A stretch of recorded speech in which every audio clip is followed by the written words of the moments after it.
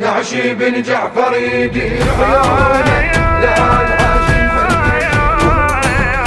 أسد بغداد ونعم ذاك الأسد ارتفع أصواتي يحبونه نعشي بن جعفر يدير عيونه لا الهاشم ملكتي يحضرونه أسد بغداد ونعم ذاك الأسد ارتفع أصواتي يحبونه ارتفع أصواتي يحبونه خشبة التابوت بس قلبه يرف يعاين على الناس ما بيهم عرف موسى بن جعفر غربته تختلف يا ذنب سواه ويسمونه ميت وباقي بجفوف الجامعة بيجت المصاب السماء السابعة وين هاشم ما تجي للشياعة من جفوف الطاغية يخلصونه من جفوف الطاغية يخلصونه نعشي بن جعفر يدير عيونه لا الهاشم ملكتي يحضرونه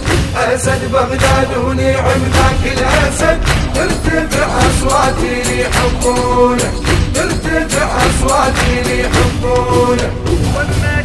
والمتن حماله من نعشعتين ينسمع من بعد صوت السلسلة وين اخوته اليوم ما حضروا هله قد هضيمه بغربته يخلونه حال ذيك جنازته يذوب الصخر بيج عليها الجسر ويماي النهر مصيبة الكل شيعته كسرت ظهر ونقبل الناس اللي ذي يحبونه نقبل الناس اللي ذي يحبونه نعشي بن جعفر يدير عيونه لا الهاشم ملكتي يحضرونه